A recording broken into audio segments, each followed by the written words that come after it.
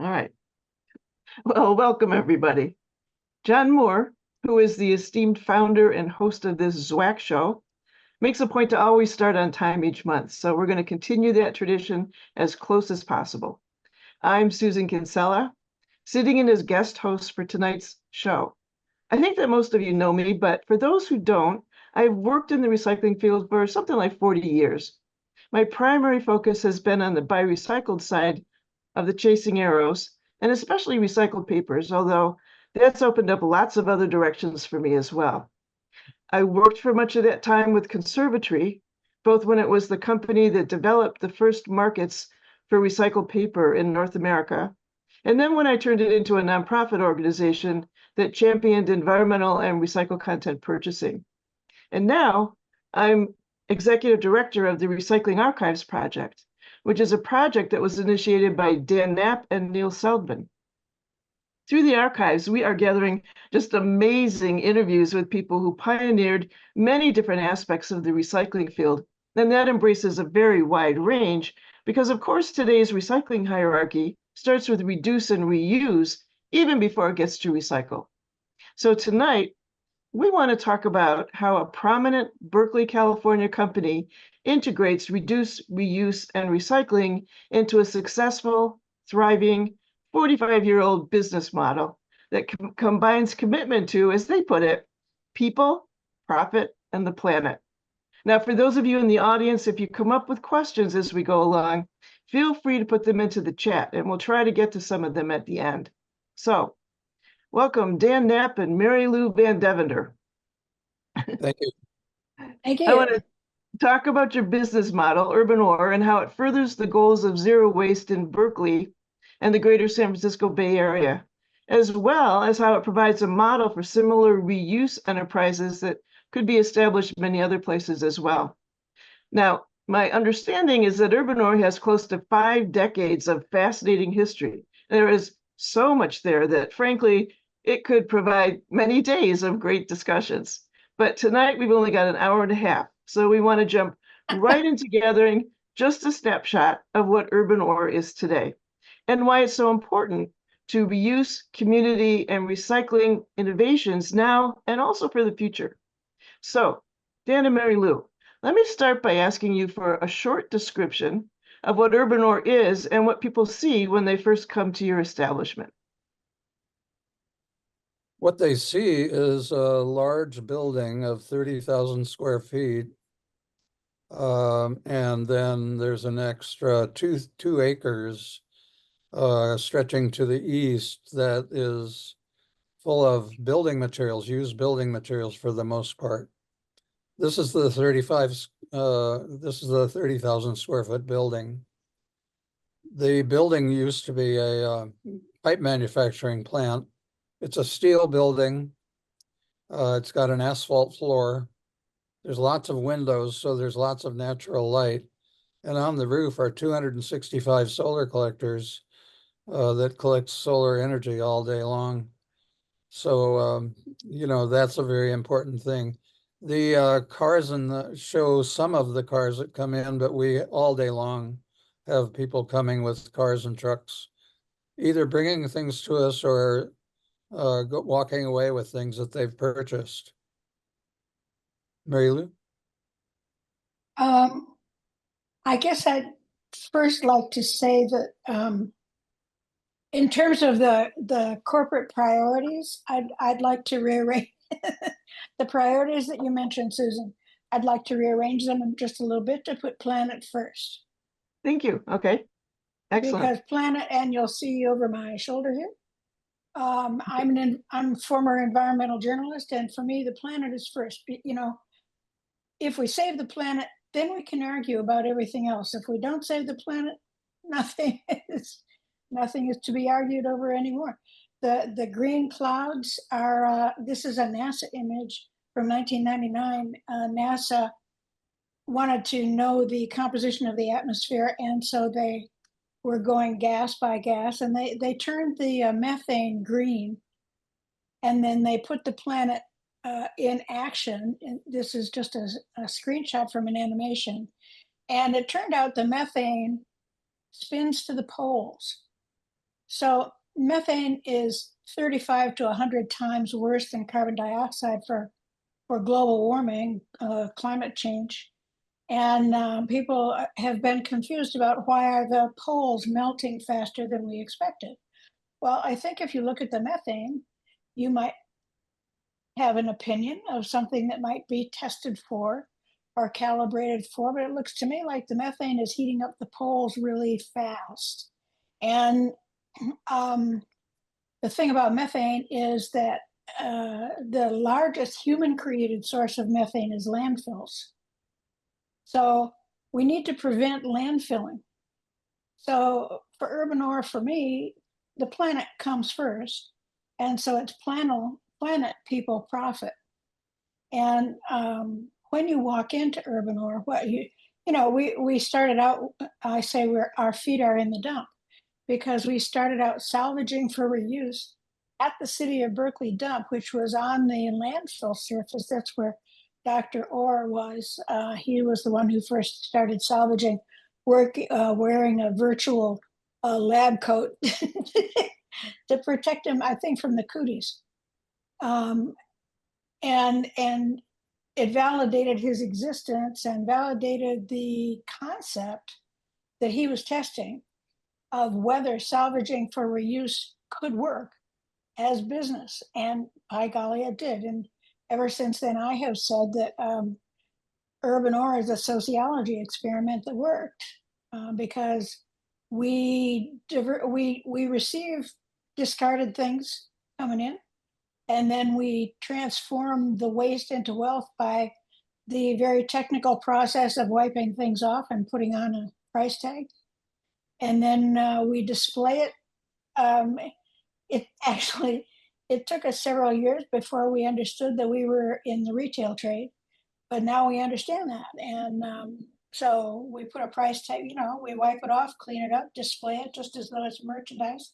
That's trash into treasure, waste into wealth. And that's our business model. We have two faces, incoming goods and sales, and we are supply-driven retail.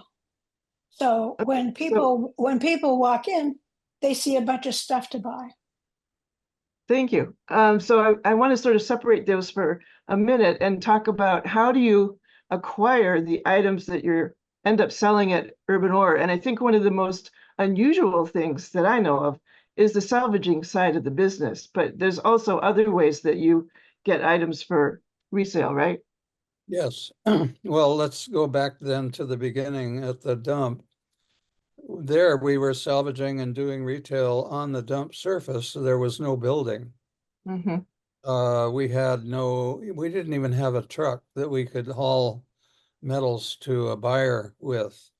I had to, at the time, figure out how to get somebody to run stuff to the aluminum buyer. That was what I had to do every day. But now we still do that, but we reckon that roughly about 10% of everything that we actually sell comes from salvaging, and the rest comes from people being attracted to us in several different ways. But the most important is we try to give people an empty truck. It's a kind of a funny way to think about things, but when there's a whole lot of people that do hauling for a living that are kind of under the radar. They're not big outfits. They have pickup trucks that they've modified. They have high sides. They operate out of their back pocket. They don't have cash registers. They're what people now are starting to call self-haul. And self-haul is bigger than that, though. So we get a mixture of those kind of people. We get a lot of contractors who are bringing in stuff that they've taken out of buildings. And many times what they want and are attracted to us for is trade credits. And with trade credits, we write those trade credits so that they can be spent. So it's a form of money that they can carry around in their pockets. And then they come and they maybe they have the next job and they need a door or something like that that's a particular size. And they come see whether we have one. And a lot of times they walk out with what they want. So that's part of it. But the empty truck phenomenon is a really important one, because those haulers make their living by hauling. And so they want to have an empty truck as many times a day as possible so they can pick up more loads. And that is one of the reasons they come to us. So so those are the two big sources. One is self-haul, and that's about 90%, and the rest is salvage from the dump.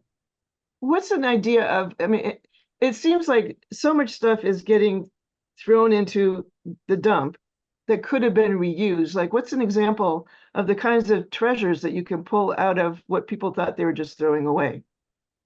Oh, well, Oh, gosh. about 3 days ago, believe it or not, we sold one damaged piece of kitchenware for $1,750. Why so much money for a broken tray?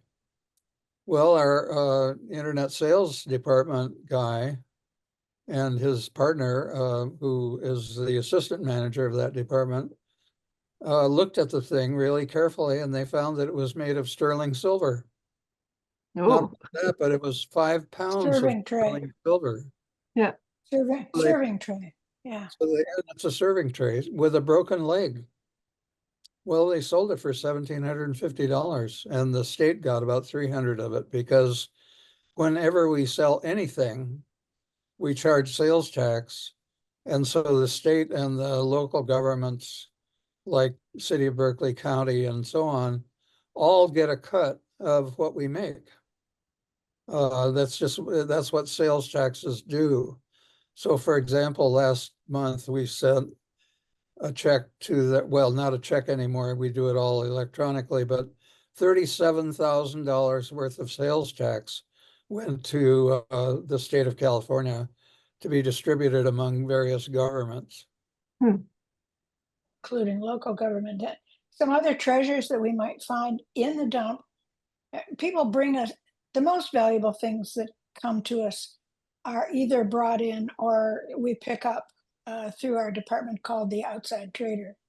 The stuff we pick up from the dump is actually, as a group, the least valuable. Nevertheless, we find doors, windows, sinks, tubs, toilet. We find anything that we sell.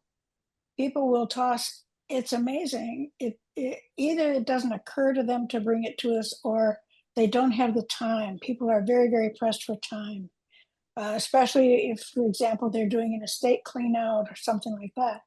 And at the dump, we find housewares, kitchenwares, furniture, especially these days, dark furniture, because the younger folks want light furniture and they just say, oh, this is dark, throw it away. It's 100-year-old antique, you guys. Come on. So we find lots of hardware, tools, workbenches. We didn't find the flying pig there. That was brought to us. So when you get all these different kinds of products and materials coming in from the salvaging, from the pickup, where you send a truck out, and then for people bringing it in themselves, you must have a whole collection of things that then you have to sort out into different areas of your property and different departments. How does that work? That works by the following. When people come in, they're directed, usually they know what they're doing. They've been there before. So they know where to go by the material that they have in their load. If they have all building materials, there's one area that they go to where they'll be met by someone who will come out and talk to them, and oftentimes will direct them to a place where they can unload everything, because it's better to have the vehicle go where it's supposed to go than to have to double handle it. But if we can't double handle it, if they just are in a big hurry and whatever, we take it off right there, then that means we have to get it out really quickly. So, so, that's part of how it works. If they have a load that's full of household goods, furniture, or, things like kitchenware or clothing or whatever, they go to a different location.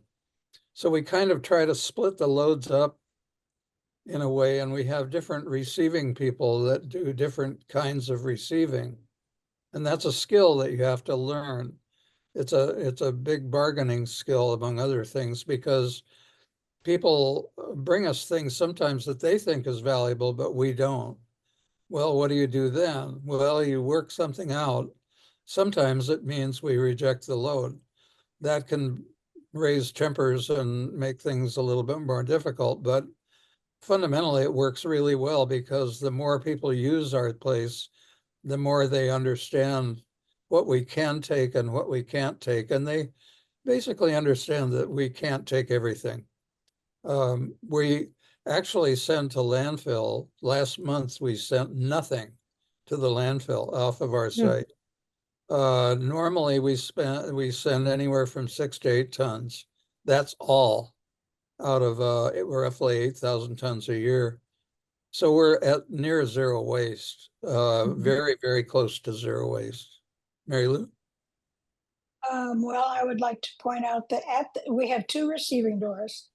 One receiving door brings in merchandise for the general store department, and the other door brings in materials for the building materials department.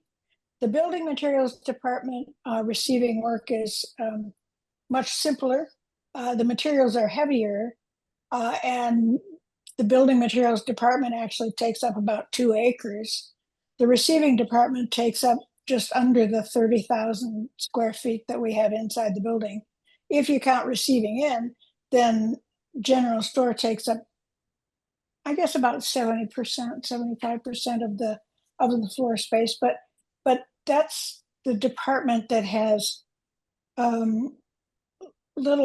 it has jewelry and hardware and little trinkets and collectibles and glassware and housewares and clothing and all kinds of different stuff. And so the receiving process for the general store materials is more complex. It requires more people, and it has to be a more, I guess, linear process, because it just needs a lot of processing, and it needs skilled eyes looking at it. These skilled eyes get bored a lot because they're looking at the same old stuff until they say, oh, stuff ordinaire, stuff ordinaire, oh, look at that. Oh my gosh.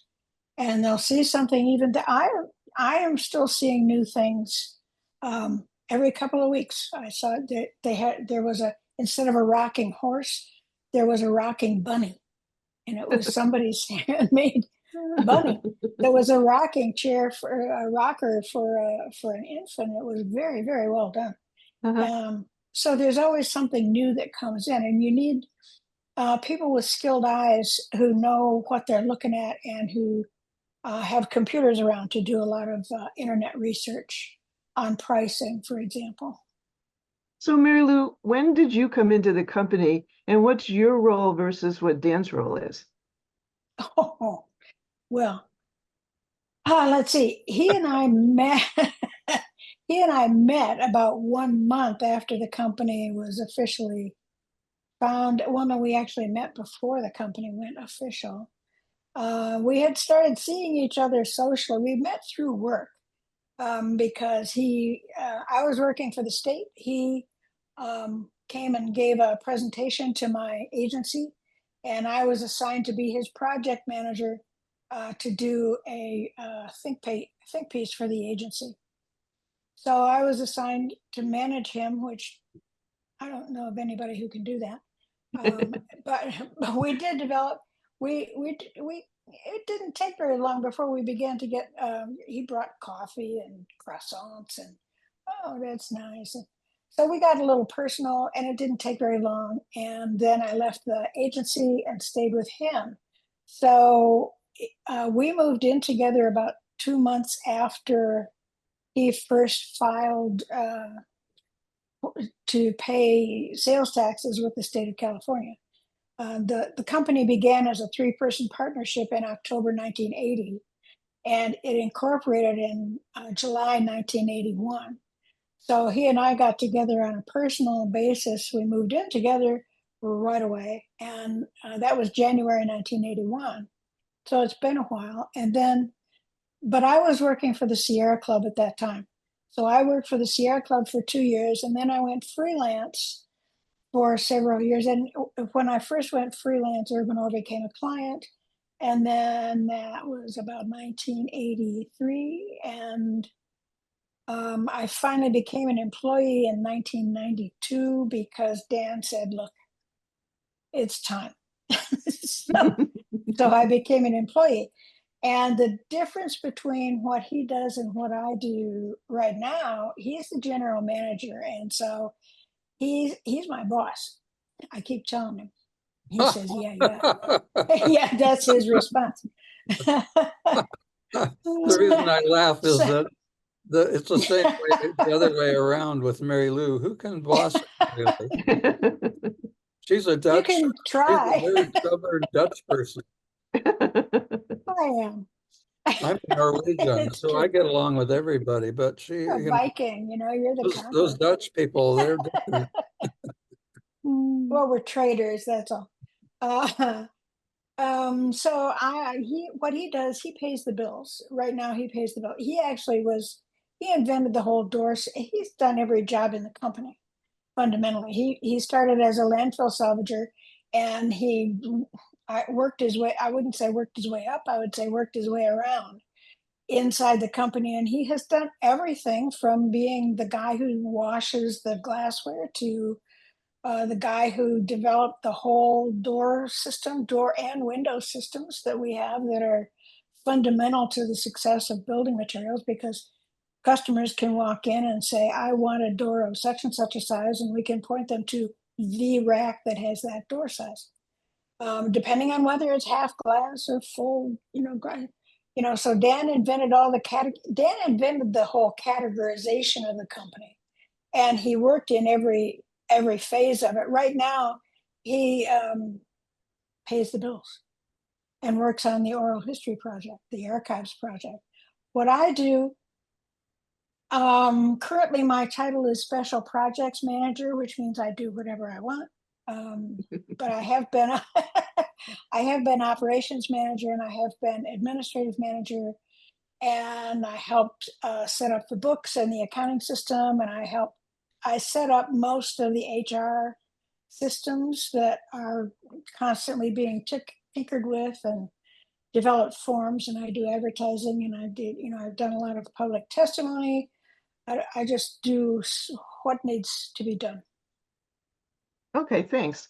So you were talking before about employees being able to recognize, oh, here's something valuable that might not be obvious to everybody else. When you're interviewing somebody to decide if they're prospective employees, do they need to have an area of expertise, or is that something that they learn after they started working with you? Oh, they learn that. They Both. learn that. There are some people who come. There are some people who come with knowledge about, they've been collecting teapots for 10 years already, or toasters, or we've had several people who collect vinyl records. We have people who come in knowing about electronics, people who come in knowing about hardware, and they get shuffled off pretty quick to those specialty areas if they come in with knowledge. But if they don't have any, that's not a bar to employ. We select people for being having environmental values and being interested in working on an environmental company.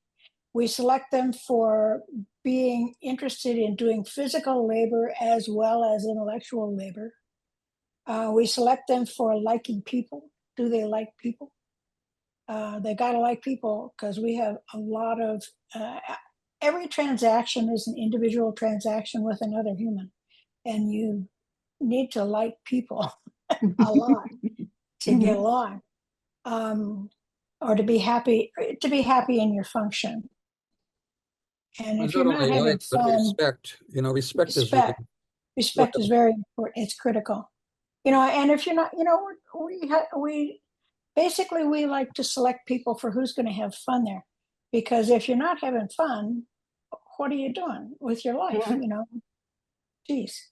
So we like people who want to have fun doing something physical and intellectually challenging that's a little different every day. People who can work on their own, please, and don't need too much hand holding, but will still accept supervision. That's our toughest. If you have two ends of a spectrum, how individually do you want to work, and how much will you accept supervision? We would like them to be, on the individual side, but not totally, because then they won't accept supervision at all. And finding that sweet spot is the toughest challenge for finding a new employee. Well, as far as respecting your employees, I've heard that you've promoted a lot of your employees, more than usual, to being managers in your company. Like, how does that work? They want to know that same thing. We have departments, and every department needs somebody to be the person who coordinates and oversees. Dan's getting a phone call. Somebody has to oversee the people, somebody has to oversee the materials flow, somebody's got to set the schedule. Heaven forbid we need to do discipline. We're not really very good at that, but we have to do it sometimes, and somebody has to take that on. So there's one person who is the manager who has that responsibility. And when somebody in that position leaves, then we post the job internally. We try to fill all these higher level jobs internally. We like to hire people at the basic introductory staff level, just at the base level, and then promote from within entirely. We prefer to promote entirely from within, because it's an unusual. We had one administrative manager who said, every time you look at this company, it's a different bear.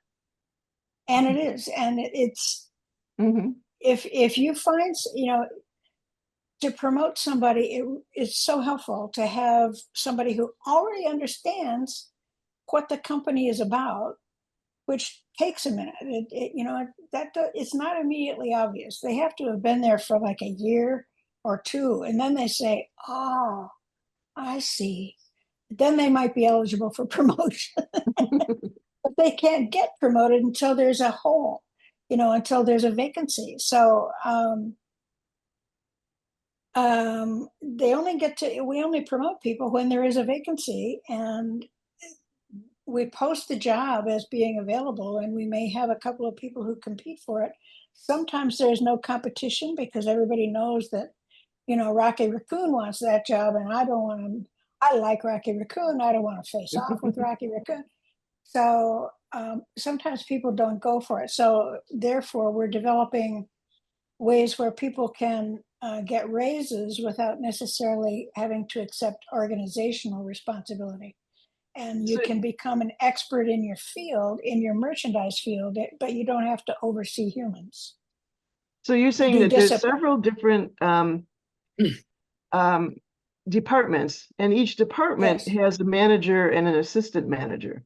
Is that right? Yes. That's Yes. And some departments have two assistant managers because we're open 360 days a year.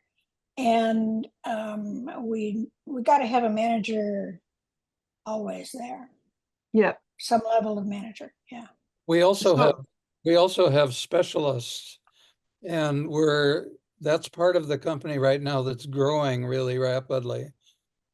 Just today, I got a proposal from our assistant administrative manager.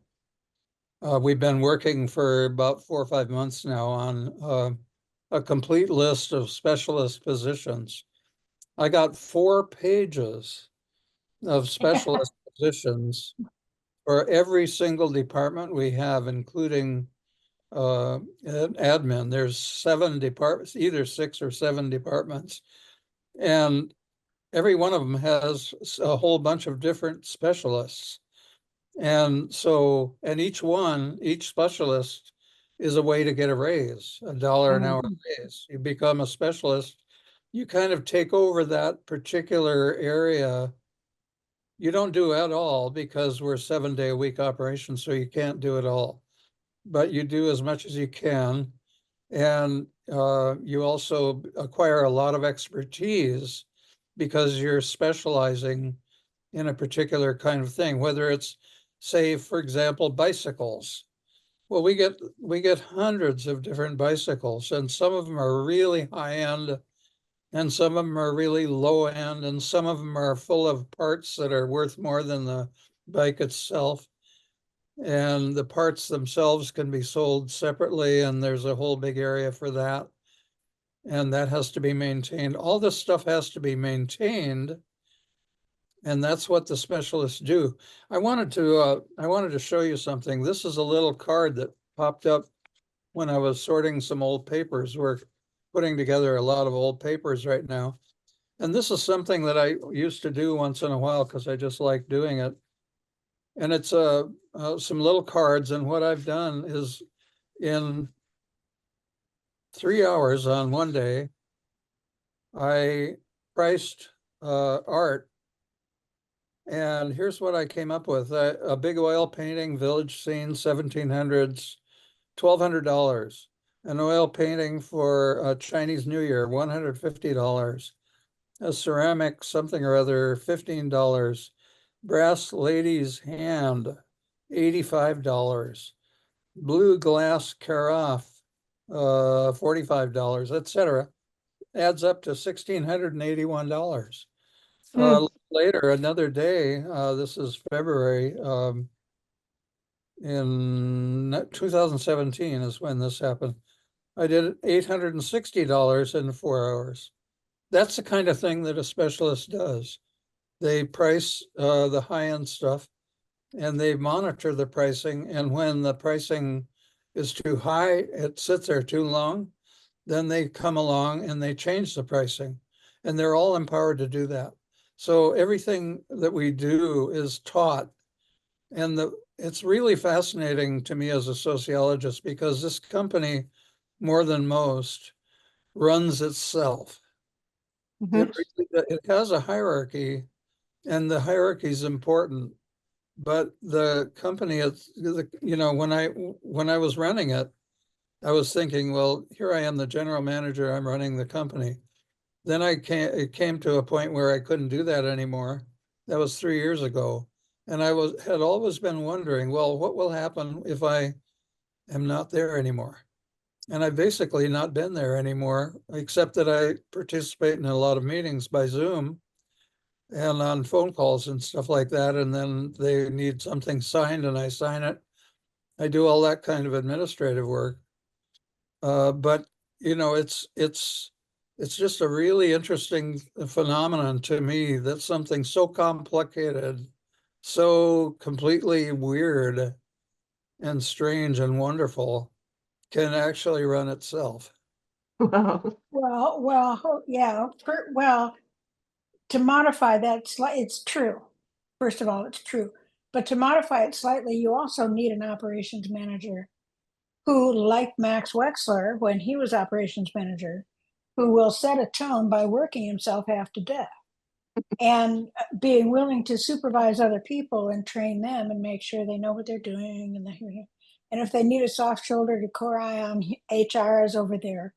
And, making sure that it actually keeps going at the pace that it needs to keep going in order to not to just sort of spin down and stop, because people get tired, and you need somebody there who will keep everybody moving. I want to go back for a minute because Dan, you mentioned, or maybe Mary, you did bicycles, and what I'm interested in here is another way that it appears to me urban ore is really different from most companies, that you have a retail operation, but it's got some significant differences from a regular retail store. Some of it's the salvaging, but some of it is also the kinds of things that come into you. And I wonder if you can tell me a little bit more about that. Well, let's take the example of bicycles for a minute. You know that you've probably gone to bicycle stores where they sell brand new bicycles. Well, you probably will first be kind of overwhelmed because there might be as many as 100 different kinds of bicycles in the place, some of which are different colors and whatever, but some are one of a kind, and some are really high end and some are really low end. But they all have in common that they come from somewhere where the owner or the buyer can simply call up suppliers usually and get more. So when they know that something's selling really well, like for example, something that I don't remember ever having mountain bikes when I was a kid, they just didn't exist. But then they came along and became very trendy. And at that point, you know, a retailer would say, oh, I'm noticing a lot of these things that we now call this kind of bike, whatever it is, a racing bike or whatever, or a kid's bike of one type or another. These are selling, so I'll get more, I'll get more. With us, we have no idea what we're getting next. And Mhm. not only that, but everything that comes in with the bike store, everything that comes in is guaranteed high quality. If it's not high quality, you can return it and get some kind of a refund or something. We can't do that either. What we have to do is take it as it is. Usually, a lot of times it's dirty. People throw things away because they get dirty. That's all that's wrong with them. Sometimes it's because they don't work anymore, but it's in a case of a bicycle, it might be just that some really simple repairs need to be done.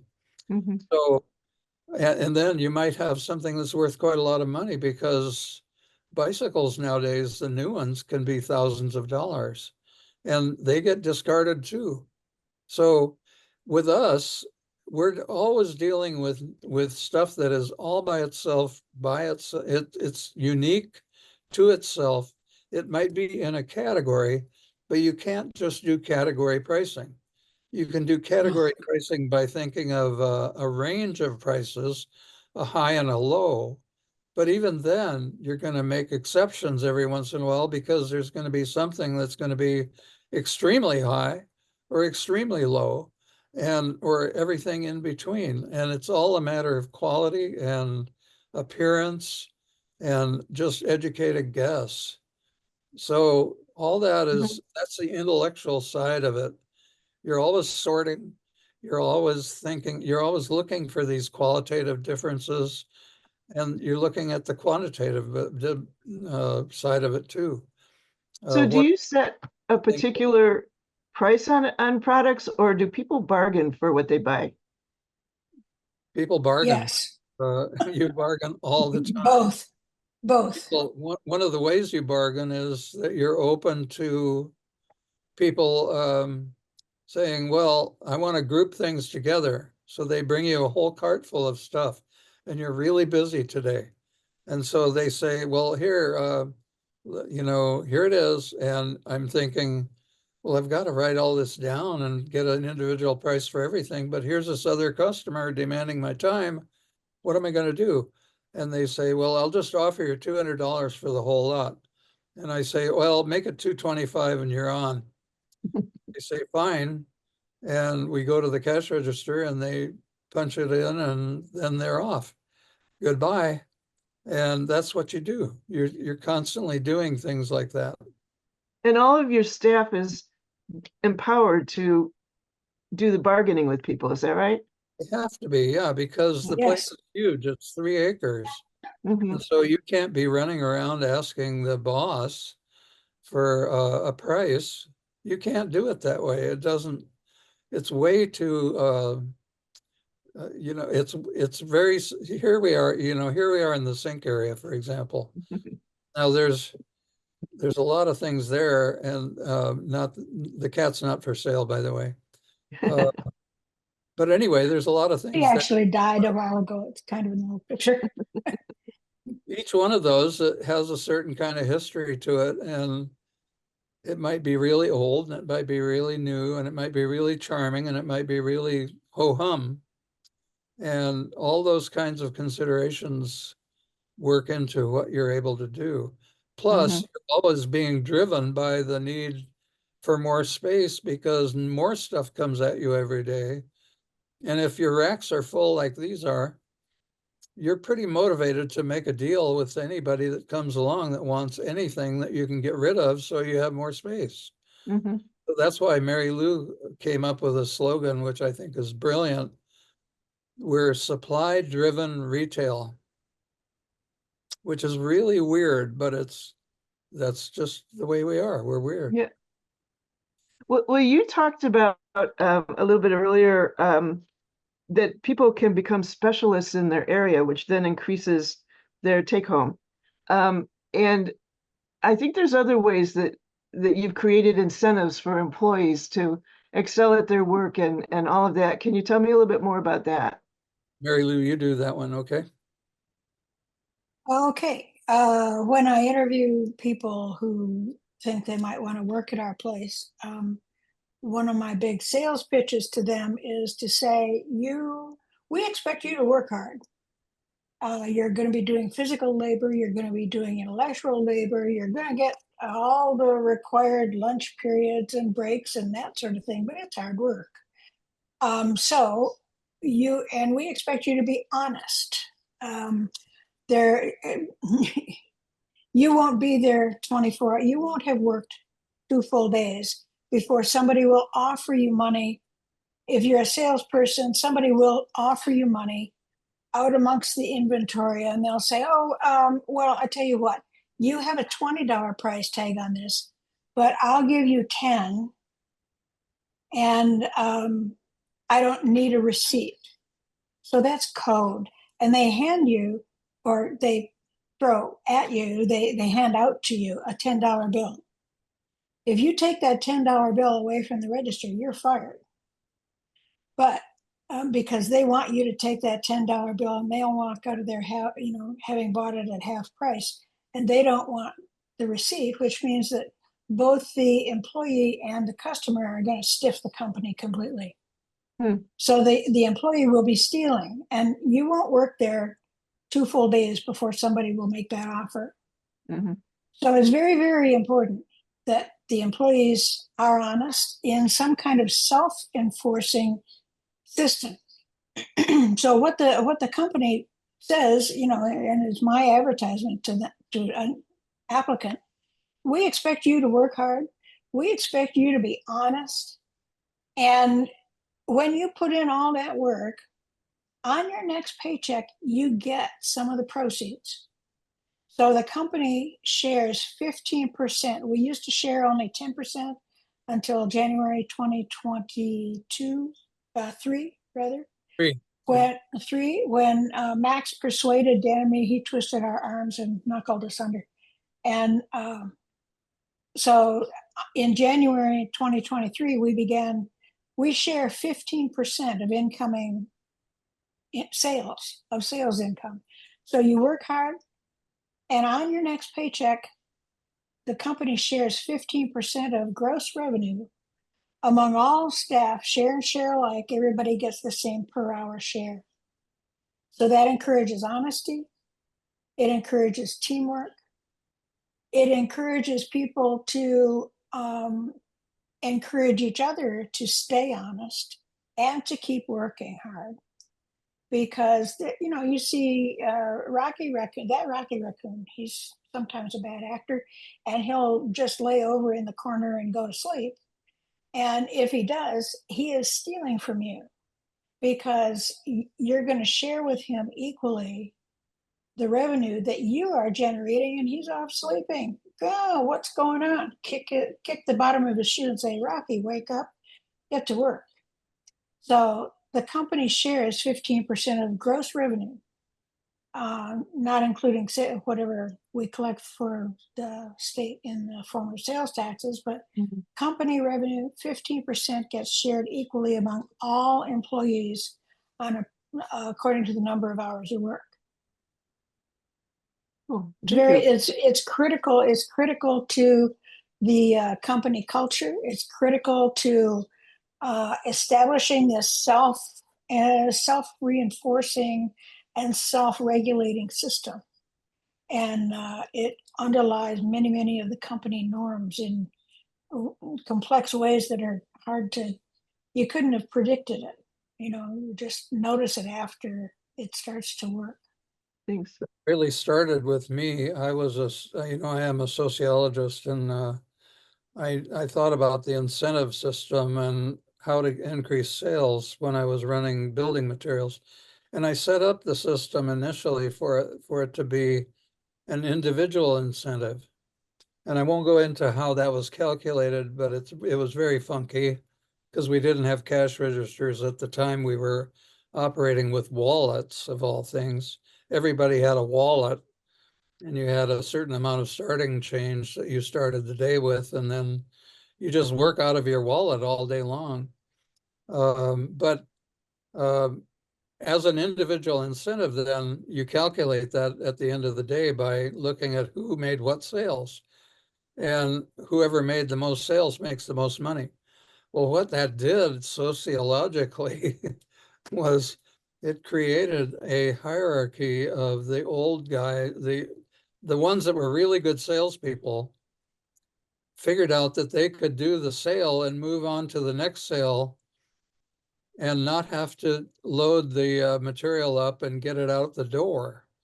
And the way they do that is by getting somebody that was new usually and didn't know the ropes very well and say, hey, will you take care of this customer here? I just sold them all this stuff.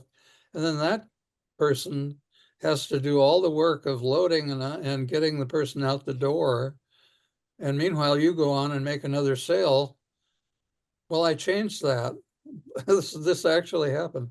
I changed that overnight, essentially, not by bargaining or anything like that. I just, as a manager, I said, this is not good. It's a good idea, but it's not working well.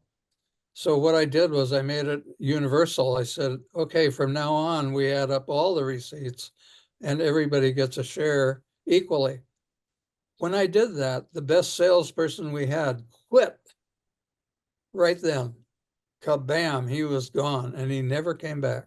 And not only that, he tried to set up a competing company about 6 blocks away, and it didn't last very long. Well, he was lazy. Yeah. He Well, only wanted to He had work part-time. another gig going. He liked books, and he was a charming guy. Yeah. I liked him very much. Yeah, He and I yeah. were friends.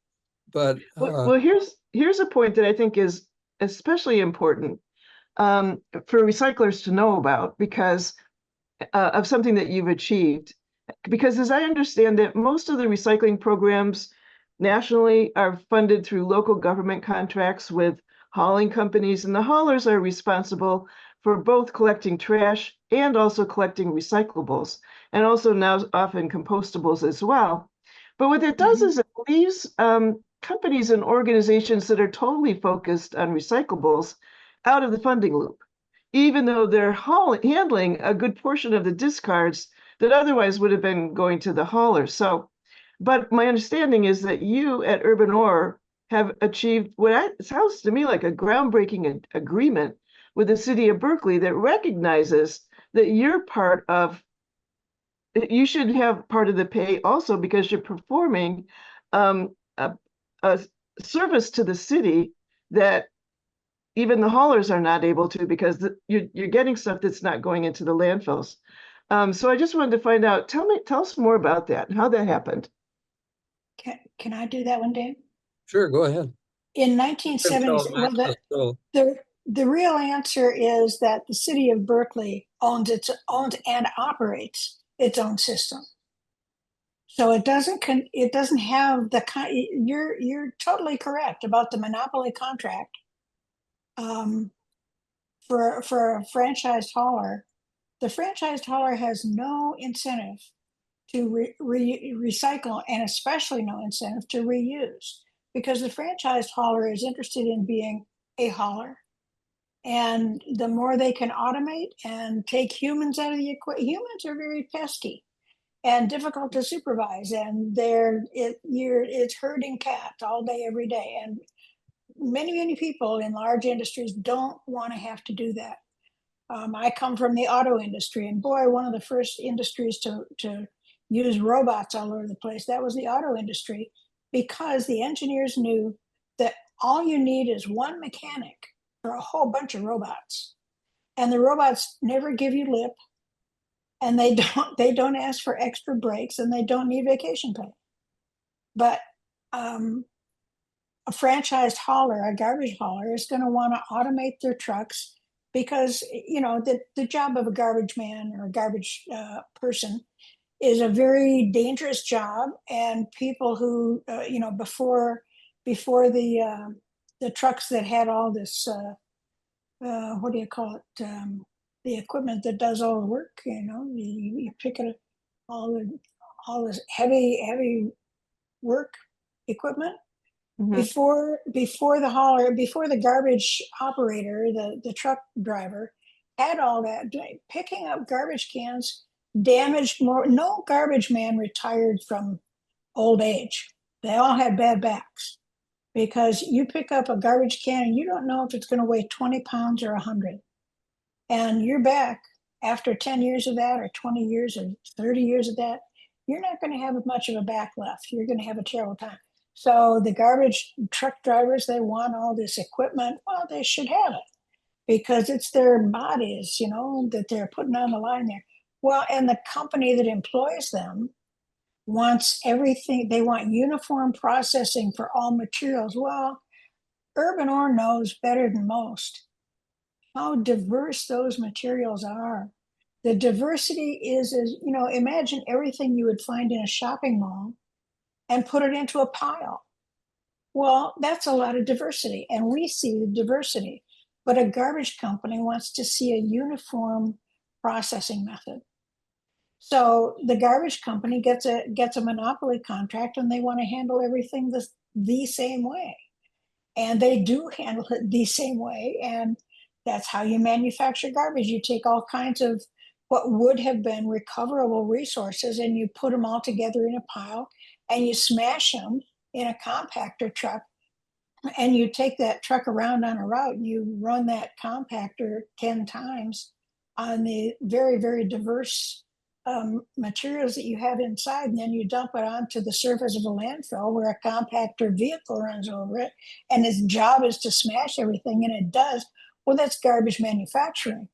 That's an industrial process. It's garbage manufacturing, and its motivation comes from wanting to handle everything in a uniform way. What Urban Ore does is exactly the reverse. We want to prevent that pile from being handled that way in the first place. Don't use that stupid compactor, device. Don't mix and mash, because that creates garbage. What you do is you separate, you sort, and you keep clean. You don't put it all together and mash it into a dirty, crummy pile. You keep it all separate so that it's recoverable. And it's exactly upside down and backwards from what garbage guys are trained to do. But we have the way that will save the planet, and they don't. They have the way that will destroy the planet. But the issue there was that for many recycling companies, or ones that are doing reuse like you, there wasn't a way to be paid for the service that you're providing for that not going into the landfill. And you made a difference there, right? That's right. Well, yes, but for many years we were not paid. Right. We were not being paid. But Mary Lou and me and Max Wexler, who's on this call right now, spent some time with the head of Public Works and also with a couple of city council people in Berkeley, and we explained what we're doing, and we also made the pitch that because we were taking things off the floor of the transfer station every day that weighed a lot, that was all being paid for by the incoming customer. And now all of a sudden the city doesn't have anything to take to landfill anymore. So they could go ahead and pay us the landfill fee that they would have to pay if they took it to the landfill. Well, that turned out to be $47.40 $47.74 per ton. Well, how do you get the ton numbers? Well, every day when we go to we send salvagers to the transfer station, they go over a scale and then they come back and they go over a scale again. And the weight of what they bring out is recorded. And then we get paid according to how many tons we've taken off the floor. And the rationale for that is they've already been paid for that. And they're saving money hugely, but they're also increasing their own profit, their gross profit, which is real important to do. And so it's a good thing for them to pay us. It's a good thing for them to pay us, because what happens after the 47.74 is paid? There's still, by their calculation, something like about $95 worth of work that they're not having to pay for at all. Mm. And that's the work of handling the material and getting it to the landfill. Mhm. Which is costly because you've got a Teamster labor guy running a truck for a couple of hours out and back to get to the landfill and back. And that all of a sudden isn't happening for that ton. So that's how it worked. And they actually proposed the amount of money.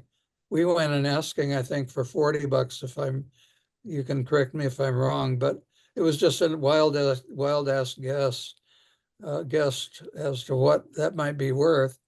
But the head of public works or somebody on the finance part of it came up with a 47.74, and we just latched onto it. Oh boy, that's wonderful. I think it was Tanya Levy. Tanya Levy originally proposed it. The structure that since they weren't paying the landfill, they should pay us.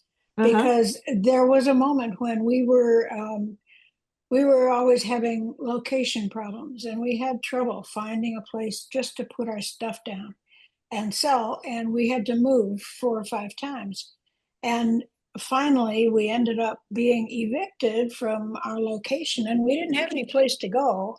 And the city was trying to save us as a business inside the city of Berkeley, because right at that very same moment, there was a state law whose effect was going to kick in, that that every city had to try to reduce their landfilling by 50%. And so they had to really beef up operations and enterprises that would contribute to diverting resources from going to the landfill. Right. And if they did not make at least a good faith effort to do that, then they would be fined $10,000 a day when they weren't making the good faith effort. Well, right as that penalty was about to kick in, we were losing our site, and we didn't have anywhere to go. And the city was trying to save our hides. And so they were trying to, they even passed a unanimously, which the city of Berkeley City Council doesn't do things unanimously, but for us, unanimously, they passed a resolution that called us what was a city treasure, a Berkeley treasure. We were called a Berkeley treasure, and the city administrative staff were required to do everything they could financially and operationally to keep us in Berkeley. And so they helped us in every way they could. They used to have interdepartmental meetings about how to help us financially. And one of the ways they did was Tanya Levy came up with the idea, pay us per ton to sell. You were not paying the landfill, give Urban Ore the same money. It was a very good idea and totally justifiable financially and operationally. And so that's when they started paying us. And the only reason they started paying us, because they didn't pay us until they really had to. But it helps, you know. Yeah, that's Well, fantastic. that's not a big amount of money, but it helps a lot, and it's symbolically really important. Yeah. Well, I want to ask you a little bit about zero waste, because Dan, I know that you played a critical role in introducing the concept of zero waste to North America. And it's based on a trip that you made to Australia where you heard about, I think that was the first government that committed to no waste. So tell us more about that. Well, it really goes back even further than that, because as a scavenger at the city of Berkeley dump, I was privy to information that was very difficult for anybody else to get without being a scavenger. And the reason is that I was there every day with 400 vehicles coming in of all sizes and shapes and with all kinds of loads. And I was seeing everything that was being dumped. So my sample size, if you want to get into the science of it, was huge. It wasn't like I was just dipping in and dipping out and, figuring out some way to do it statistically. I was really there and I was learning what all this stuff was. So I spent a lot of my time out on the landfill thinking about what I was doing while I was walking around on 40 feet of compacted garbage and seeing another big batch of it being unloaded every single day by all sorts of different kinds of vehicles. So I ended up coming up with a set of 12 categories. I called them 12 master categories at the time. Now it's being accepted more and more in the field that there are these 12, and now they're more often being called market categories, which is fine with me because it's another meaning of the word. But in any event, there are 12 of these. Well, what are they? We have, I don't know, Bonnie, if you have the Universe of Total Recycling, but we have a poster that summarizes all 12. And they are things like plant debris, wood, soils, metals. Here it is, yes. So over here in the middle, there's something that's called planet-friendly disposal. And the 12 categories are running around on the right-hand side. And you can see what they are. Paper, polymers are plastics, textiles, etc. Then off to the side and around, you have the reuse area. So all the reusable stuff goes there. Then you have the recycling area where all the post-consumer stuff goes. And then you have the compost area where the really big, bulky and heavy stuff goes. The wood, the plant debris, the soils, the ceramics, which are broken cement, broken asphalt, all that kind of stuff comes to the landfill every day. Then it's processed, and this summarizes that as well. And it goes back around and becomes new products at the far left. That is our model. And I came up with that. The first time I ever actually presented it to an audience of experts was in Charleston, West Virginia. And I think it was 1986 that I did it. And we had a different graph then. This came later. We had just a pie chart, but it had the 12 categories. And the whole idea was get all 12 and you've got zero waste. So the zero waste idea was, but I didn't call it zero waste. I called it total recycling. Zero waste hadn't occurred to me. That came from a government. So we had a mutual friend between the three of us, Susan, Mary Lou, and me, Gretchen Brewer, who's a recycling pioneer who's now deceased. And she had been really influential in recycling circles, and she had gotten involved in international. So she set up a deal where I went to Australia for the first time in 1995. I went to Canberra, the national capital, and I found that they were on the track of the same thing, only they were calling it no waste by 2010. Well, I latched on. At first I thought, well, that's total recycling. Oh my gosh, they're onto the same thing, but they're calling it something different. What do I do? And after a little bit, it didn't take long. I thought, this is actually a really good thing for recycling. It's really wonderful that we now have another term for this. And not only that, but we have a government that's saying that this is what they want to do. Mhm. Sure enough, I came back from that and I got in touch with some recyclers I knew, notably a guy named Bill Sheehan. He put it on the internet and it took off like wildfire. It went everywhere. And I realized then that I'd been laboring to do the same thing with total recycling, but mostly being ignored, or people would just say, well, yeah, that's really interesting, but then, dot, dot, dot. But in this case, all of a sudden, they're really taking it seriously. And one of the reasons for it, and the consultants were even taking it seriously, which was a real big deal because at the time, the consultants, there was a whole new bunch of people that got into recycling who were consultants, and they knew that they couldn't speak the language of wasting unless they wanted to not have any contracts.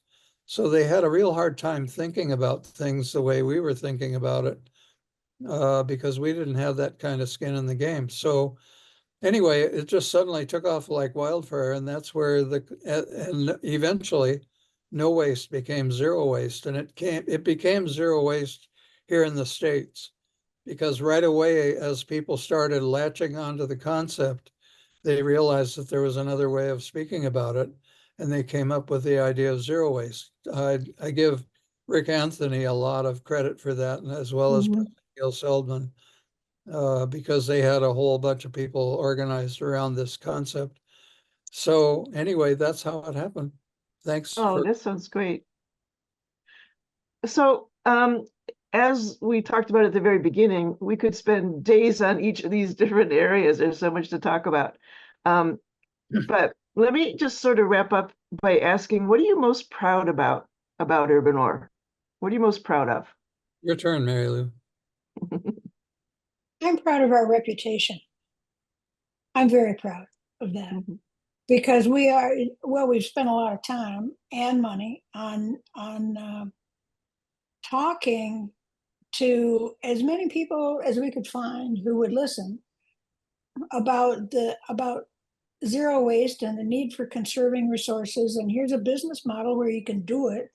And by golly, it's fun.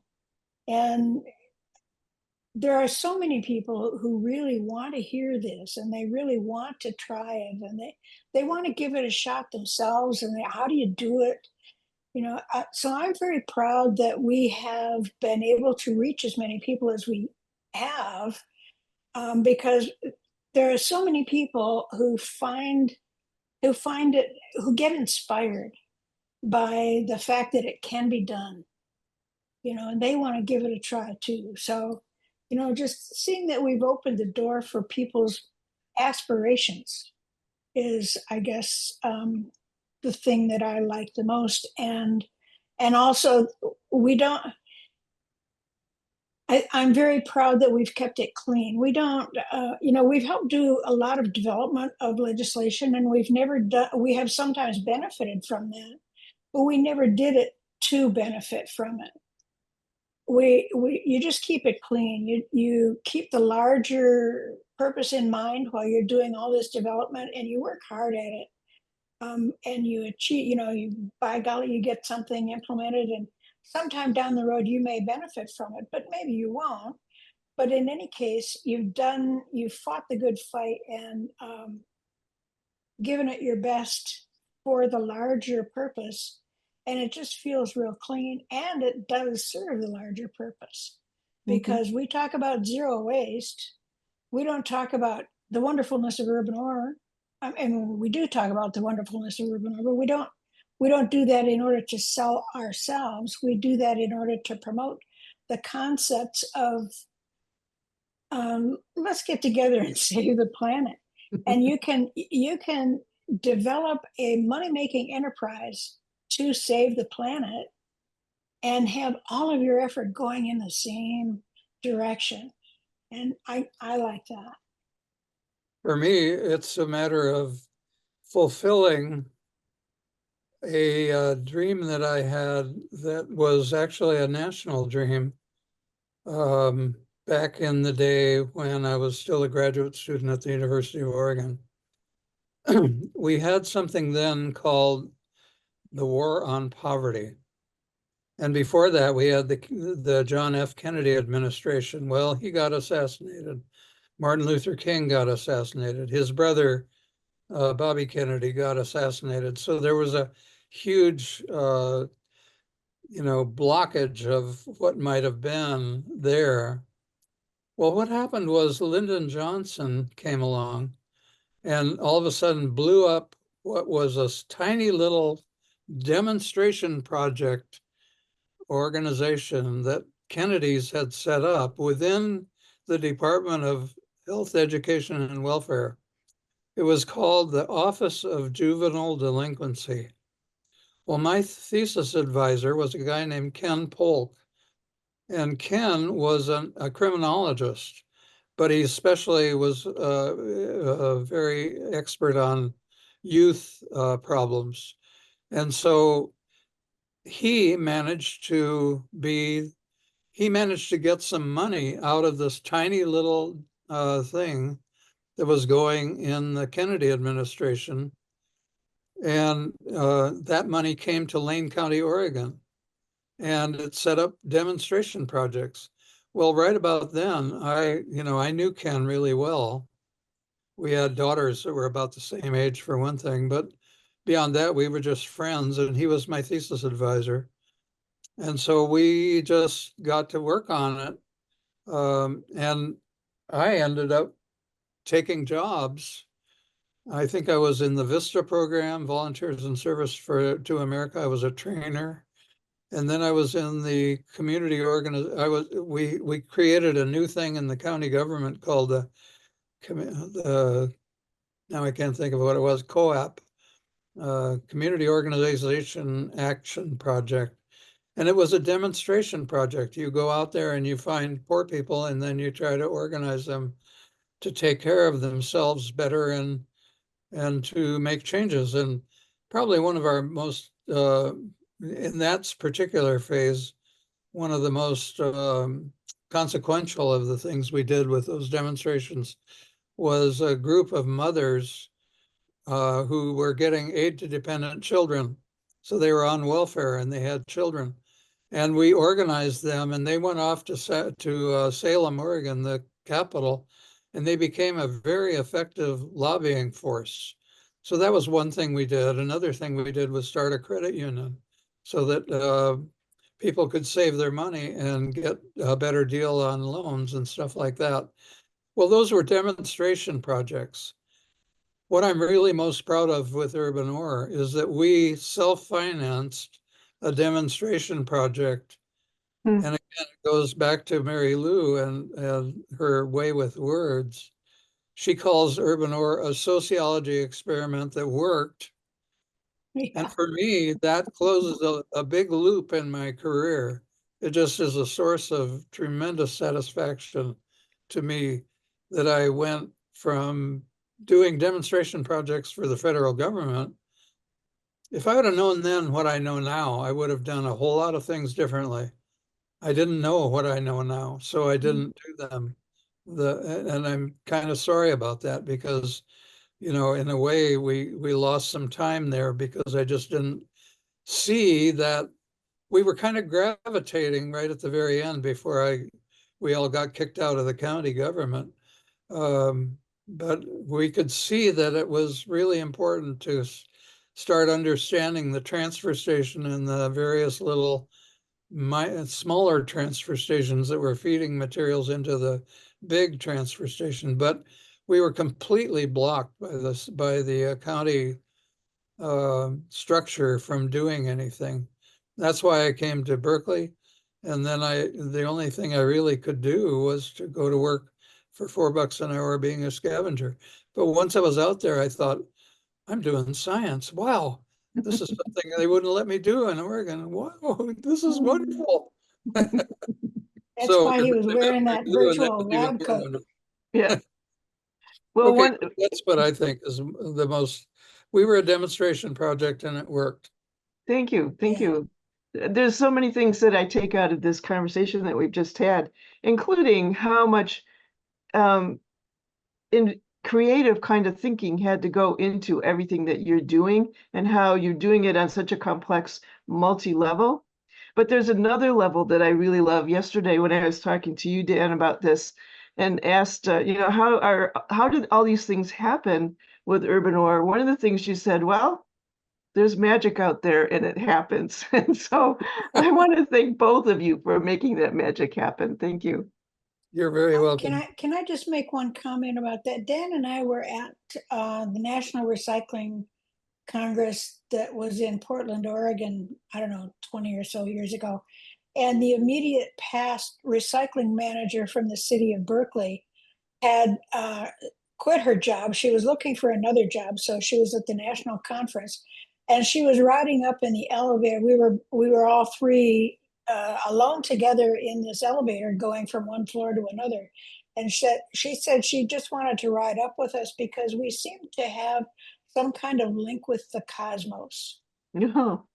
And I would say that's correct. I would say that's correct because if you figure out what direction the cosmos is going in, you get in that, you go the same way, and you will find that a lot of things go your way. Mhm. That's beautiful. Bonnie, do we have questions in the chat that we should be talking about? Yes, we could open it up for Q&A now. We have a question from Dennis that Mary Lou can expand on there, as she had already answered it in the chat. But I have here from Dennis, I have a question. Has urban ore concept taken off in other communities? And what barriers exist to this? Seems like it can be as big as a Home Depot. It can be as big, and yes, we don't know how many of these things there are, but I think there's probably thousands at various scales. It's already out there. It's already being done. It's not being done exactly the same way we do it, but that's one of the beauties of it too, that it has all kinds of different ways of being organized. Mary Lou and I have toured some of those facilities elsewhere. There was one in DC, for example, that looked a whole lot like urban ore. It was just wonderful. And when I went to Canberra, there was a woman-owned cooperative running a salvaging operation at the dump that was exactly like what we were doing at the dump at the time in Berkeley. So, I know that it's out there and it's happening. It's just that it's kind of there's this out of sight, out of mind idea about waste, that it's worthless stuff and therefore, and that we just need all these new shiny things to look at, and the new displaces the old. And that's natural, I get it. But on the other hand, you also lose a lot when you do it that way, because the old can be something that you really learn a lot from, and to shut off the flow of information from the old in favor of the new is just to really hurt yourself more than anything else and get in the way of the cosmos, which wants more order, please. Well, actually, the cosmos tends toward entropy, but it tends to, no, but hence my name, anti-entropy. Asian philosophy that it also tends toward order. So the two are it's that old yin yang thing. You have to conserve what order there is. You conserve what order there is, and then you resist the entropy that otherwise wants to do. A former Christian that became a Zen Buddhist. You can do both, But I also wanted to say that one of the biggest obstacles, which is what I said in the chat, one of the very biggest obstacles to reaching zero waste or doing our business or both, there are other businesses that do salvaging for resale, but they don't salvage at the dump. Salvaging at the dump is a difficult thing to do because what you need is access to the resources. Getting access is very, very difficult because there's monopoly control and ownership of the resources because of the structure of the waste industry and monopoly collection and processing contracts. especially the ones where the garbage company does everything and they're expected to do compost collection and recycling and garbage. Well, garbage makes them 30 or 35% guaranteed profit. And reuse and recycling and compost can't match that. So they do whatever they need to do in order to keep the contract. But basically, their incentive financially is to make garbage. And they are their contract managers that oversee them work for the cities. And they have been trained in the same thought process. They are waste managers. They think waste happens and it's their job to manage it. Urban Ore's position is you prevent the waste, you prevent the resources from being wasted in the first place. Dan says waste isn't waste until it's wasted. So it's all about the resources. You know, you look at it and you see resources. Are they being conserved as a conservative will do, or are they being wasted as a wastrel will do? So you need access to the resources in order to develop in quite the way that we do. But you can set up an enterprise that will salvage by diverting materials from the landfill, which is what waste managers have in mind. It's all about diversion, diversion, diversion. And we say we just receive and we recover the materials that are being discarded, because we don't want to divert from something if we don't have to think of it that way, because we don't want the landfill to exist in the first place. So even after landfills are gone, we still want to receive the materials and process them. And we can help people. Dennis, who had this very interesting question and follow-up question, you know, if you want to redesign your collection and processing system, I included my email in the chat, marylouvan@urbanore.com. Send me an email and I will send you a presentation about how to redesign your municipal resource handling system so that it doesn't become a waste management system. Thank you, Dennis. I see you there. Bye. Thank you. This probably feeds into another question from someone who has asked, have you done any consulting with anyone in New York City or Connecticut? What advice would you have for New York City and the ridiculous amount of reusable items put in the garbage, some of which collected on the curb, alerts and guys with trucks that take obvious big items but cannot possibly capture everything? What funding should we seek to build something like Urban Ore in New York City? We need serious help. Well, you want the whole thing to pay for itself, first of all, and disposal is an industry, it's a service. And it's a necessary service. It ties right into public health, for example. You don't have good public health if you don't have a way of dealing with things so it isn't all piled up all over the place in the alleys and in the creeks and everything else. So, you know, it's got to be handled and taken care of. And disposal then is a service. Wasting is a service that causes a lot of problems. But it's disposal. I concede that, no problem. It does dispose of things.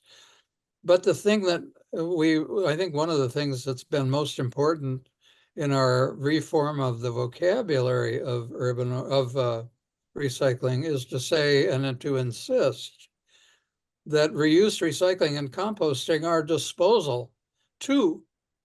We're not something different from disposal. But the waste industry, if you ever go back and look at, I'm not up on their literature anymore because I don't read it very much, but back in the day, the word disposal was used exclusively to mean wasting.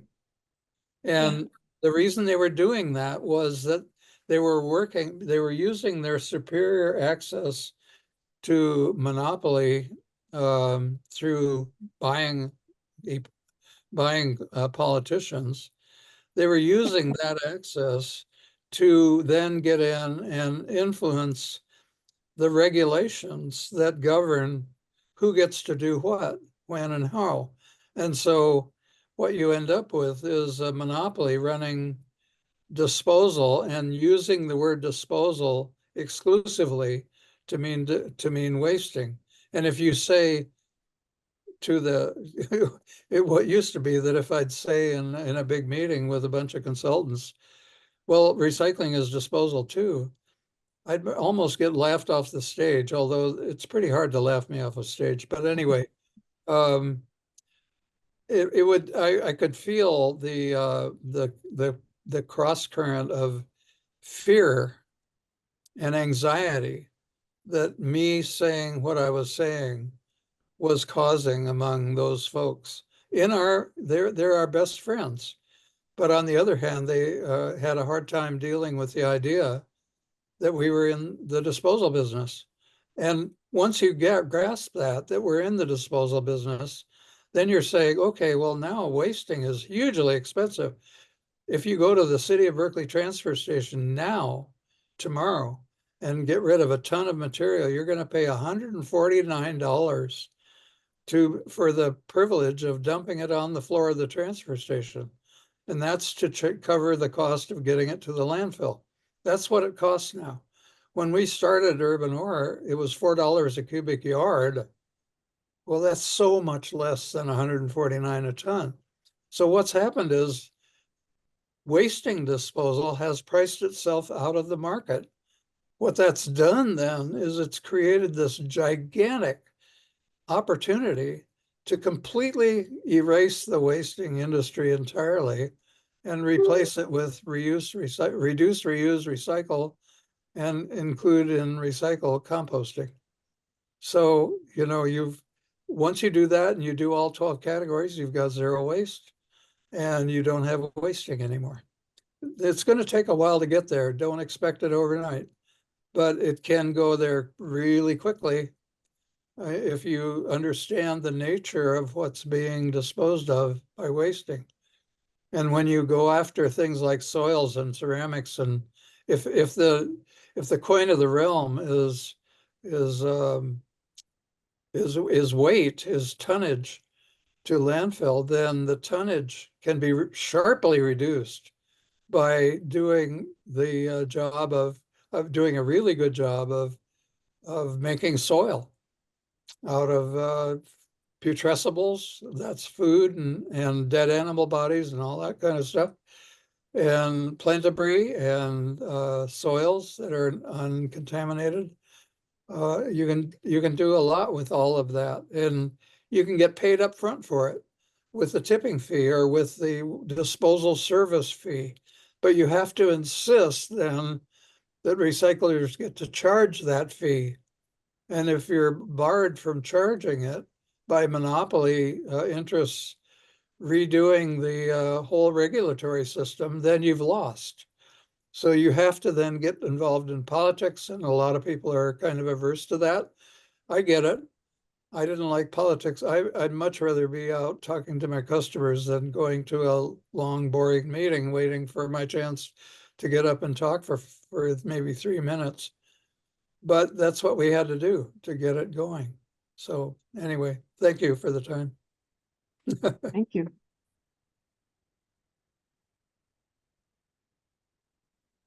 Hey, So, well, yeah.